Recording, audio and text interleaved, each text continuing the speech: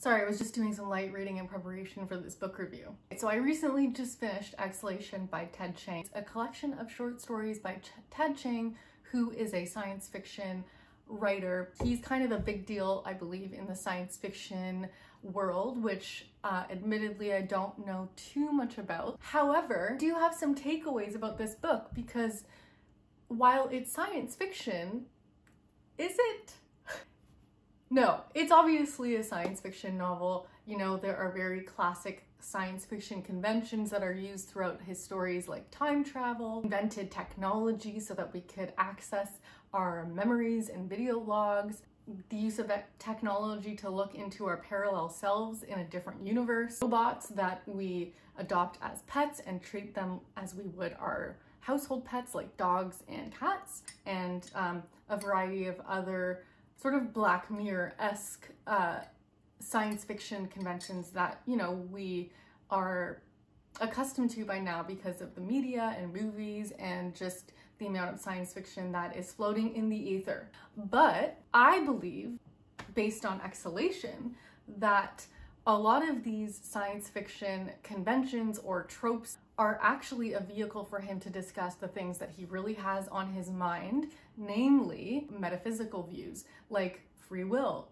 determinism, compatibilism, the identity of self over time, moral responsibility, the attachment of blame and the assignment of blame when you can attribute moral responsibility to individuals, is examining those topics and those themes in story format, where he uses, again, science fiction conventions to help illustrate his views, or at least flesh out how we ought to think about ourselves in light of these science fiction conventions that allow us to examine parts of our being that we might not otherwise think about. The stories in this collection that hands down most compelled me were the ones that did deal with these topics of free will, of time travel. I am referring to the first short story in the collection, which is The Merchant and the Alchemist's Gate, and then also the last story in the collection, which is Anxiety is the Dizziness of Freedom. So both of these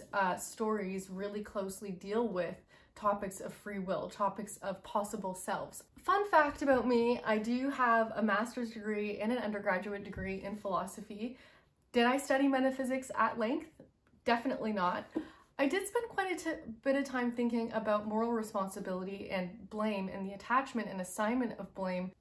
In the last short story, Anxiety is the Dizziness of Freedom, Ted Chiang is discussing a type of technology, a fictional type of technology called a prism, which essentially allows us to visit parallel versions of ourselves in a different branch or a different universe of reality. I heard of this idea before when I was studying metaphysics. I'm not sure if any of you are familiar with David Lewis and his theory on modal realism or possible world theory. It's been a while. David Lewis basically formulated a theory of possible worlds. How do we describe possible world theory? So the idea with possible world theory is that there's an infinite number of other worlds that resemble ours very, very slightly from our world in some sense. So for example, there is a possible world in which I am doing the exact same thing that I'm doing now, except instead of wearing a striped shirt, I'm wearing a solid yellow shirt. There is a possible world in which instead of waking up at 7:30 a.m. this morning,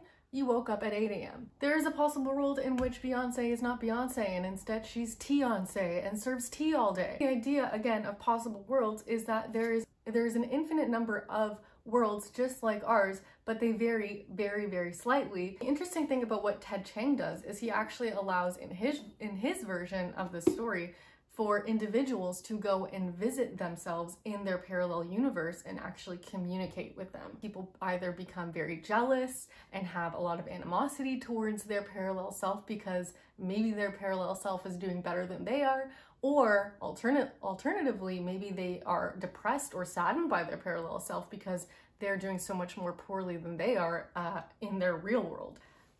The ideas really have to do with whether or not our life or our lives as a whole had to be the way that they are, or whether they could have gone differently. In the first story, it seems that Chiang is committed to the view that Things are the way that they are, and they could not have been otherwise because our lives are fixed, they're determined. For example, say that time is just one straight line across and all of it is fixed. So it doesn't matter at what point in time you insert yourself, it's going to be the way that it's going to be, and nothing could have or would have changed that. In topics of free will and determinism and compatibilism, this obviously kind of starts to create some problems, because if we were going to act the way that we were going to act necessarily and nothing would have changed that, then what implications does that have on our ability to make free choices, on our ability to act freely and out of our own volition? And also, what implications does that have on assignments of moral responsibility, assignment of blame, like our punitive system, on our interpersonal relationships, and society at large? You know, how can we put someone in jail for something that they could not have not done, if that makes sense? On one side, you have free will, which states that we act freely, all of our actions are attributable to us, and we can therefore be said to be morally responsible agents in making those decisions. On the other hand, you have the determinist camp, which is going to say something like, that is not true, we've never had free will, everything has been fixed and determined, and we were always going to behave the way that we were going to behave, and nothing would have changed that. In the middle, you have the compatibilist camp. Determinism is actually compatible with free will, because even though what you were going to do was what you were going to do in either case, it still remains true that you did act of your own volition, and that the determinist component of your behavior was not or is not in conflict with you acting of your own will. I do find the compatibilist view compelling and attractive because it has really great explanatory power. It seems to fit with our intuition of how we behave in the world. And after reading Ted Chiang's book, I kind of think that's where he falls too. Given that things are the way that they are, it seems like when we behave, we are acting of our own will. And whether or not the metaphysical implications are different doesn't seem to really change the reality that we behave as we do. And in doing so, it sure does feel like the decisions we make are our decisions and not someone else's. This idea of possible worlds and seeing how we fare under different circumstances. I'm talking about determinism and free will. I'm not talking just about major life decisions, who you're gonna marry or what job you're gonna pursue.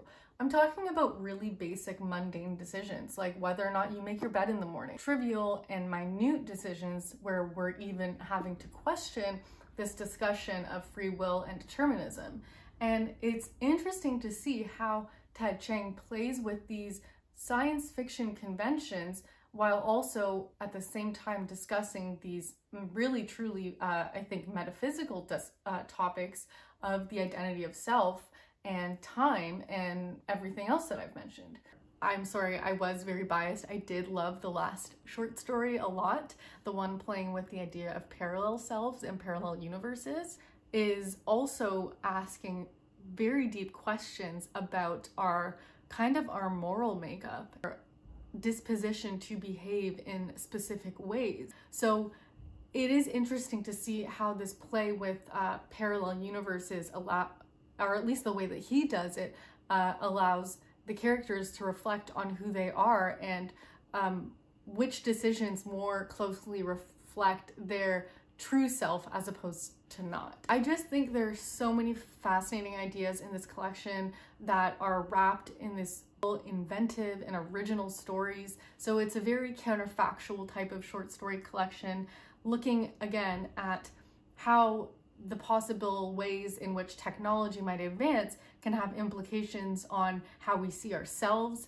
how we see our relationships with others, how we might be affected by these inventions in technology, right? I think the way that he fleshes out these science fiction inventions, or whatever it is that you want to call them, these possible technological advancements, really is a cautionary tale to a lot of us, again, in the same way that, say, Black Mirror is. True bliss that we have in ignorance and not knowing, you know, our possible selves, or not being able to look back and scrutinize an argument, you know, down to the nitty-gritty details of it. And time travel and how we might benefit from it, but also how we might actually get really messed up from it if it were a thing. So it's like, I don't know, I think he does a really great job of looking at both sides of that coin, really taking a more critical eye to the direction in which we're moving with this world that we have now, where almost everything seems to be documented on camera and everything seems to have some stamp on the digital world. I loved this with these ideas that really question the basic fundamental makeup of our reality. There's an elegance in the writing and the characters, and like, it's kind of got everything that you might want in a book, you know? I just wanted to sit and sort of give my opinion on this book. Found it to be pretty revelatory, and I have not read something like it. And I think that, you know, if you haven't read science fiction, this is a really great book to start with, or at least to get your toes wet. I don't know if this is necessarily going to be reflective of the genre at large, so if anyone has recommendations of other science fiction novels that deal with similar themes, I would love to know, because I was totally into this and I had a really great time reading it. So yeah, I think there's so much I could go on about in this book that I will not do because I've rambled enough. Anyway, thanks so much for watching, and I'll catch you guys in the next video.